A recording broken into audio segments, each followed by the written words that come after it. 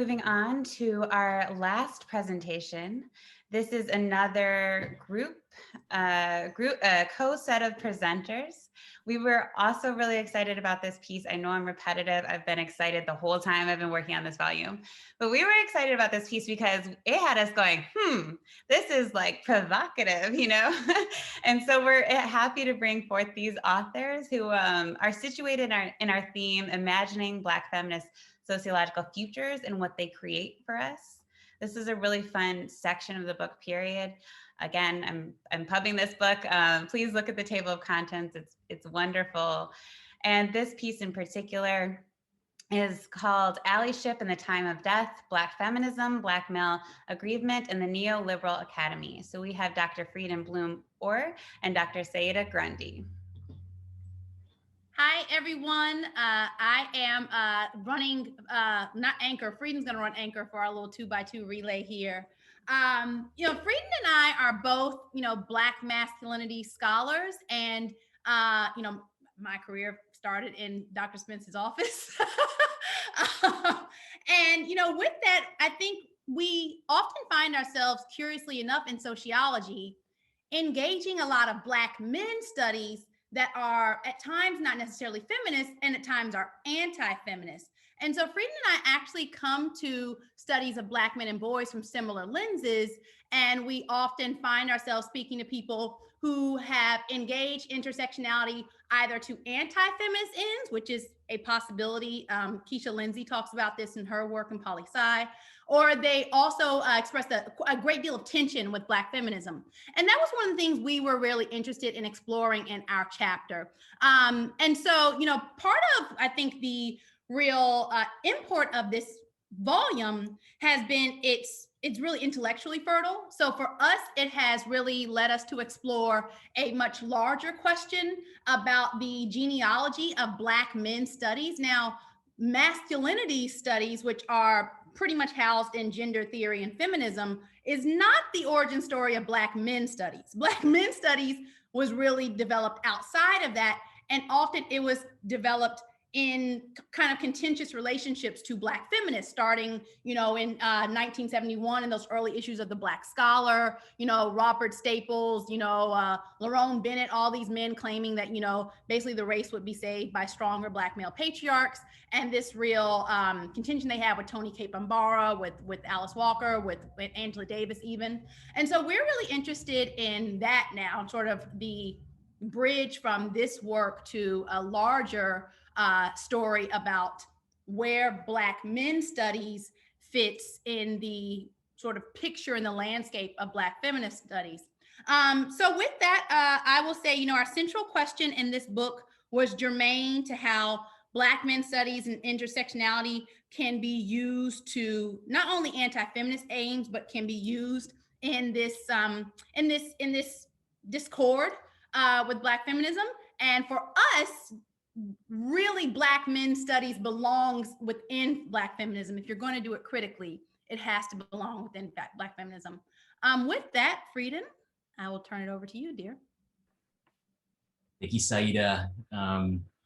I should say I can't believe I'm going last. My own words are really going to pale in comparison to everyone else's who came before me. But first, I just want to thank everyone in the audience for coming out, and to Whitney and Zakia for putting together this really incredible volume, and to the organizers and the hosts. As Saida mentioned, to say a bit more about our origin story, we met a couple of years ago when we were co-organizers for a panel. We found that we had shared interests as feminist researchers who study Black all-male institutions.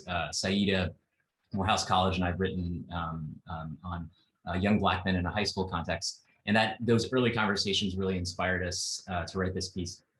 And so I can say a few more details about our chapter.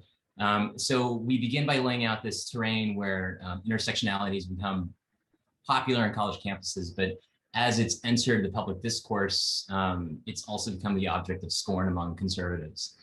And as Black feminism has been variously described as thriving, as dying, and on the defensive, we've been really concerned with this new current of work on Black men and masculinity that's critical of intersectionality in particular, and Black feminism in general.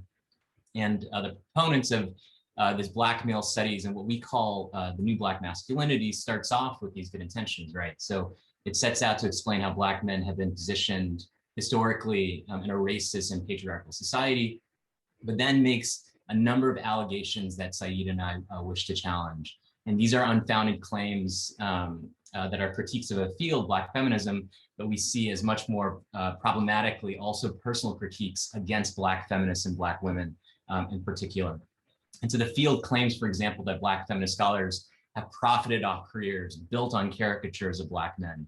And that while intersectionality claims in theory to account for Black men, the framework only asserts Black men as aggressors and aspiring patriarchs, and can't account for Black men as victims of gendered racism.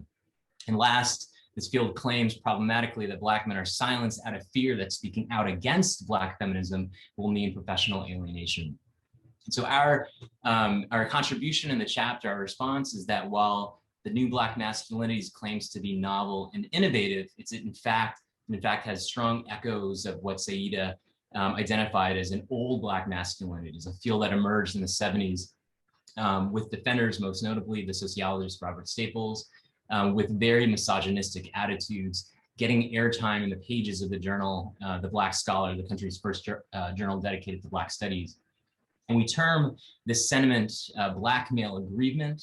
It's when scholars of Black men and masculinity claim injury at the hands of Black women and Black feminists rather than seeking solidarity with these groups. And so our chapter critiques this development and the conditions under which nurtured this divisive politics. And while we know that Black feminism continues to be a radical political base for fields like Black queer and Black trans studies, and for these reasons, Black feminism remains essential for the study of Black masculinities.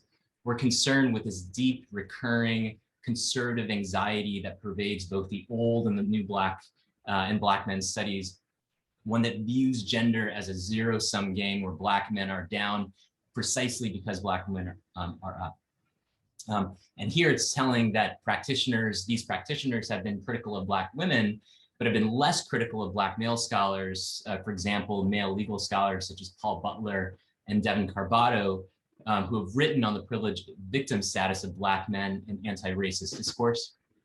And to wrap up here, we discuss in our chapter how the new Black masculinities has been seduced by a neoliberal politics, that it represents what we term an academic entrepreneurialism that's isolationist. It views an intellectual landscape as having scarce resources, one that demands novelty, but then it stacks a hierarchy of victimhood in its favor in ways that harms Black women and Black feminism. So here we're calling attention to how a neoliberal university really relishes conflict between progressive causes, which is no small matter given that gender studies programs are on the chopping block in the US and around the world. So in summary, in a marketplace of ideas, this aggrievement, the new Black masculinities, trades progressive critical engagement and collective struggle with Black feminism in favor of viewing privilege as a zero-sum game, all in the name of creating ostensibly novel theory. And we end by saying in our chapter that we want to help build the study of Black men and masculinity that's resolute in adopting Black feminist perspectives. Thank you.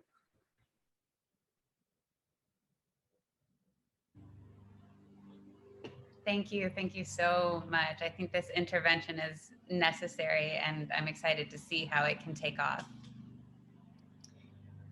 Thank you. Maybe we can do a collective round of applause for all of our wonderful panelists today. Honestly, thank you so much.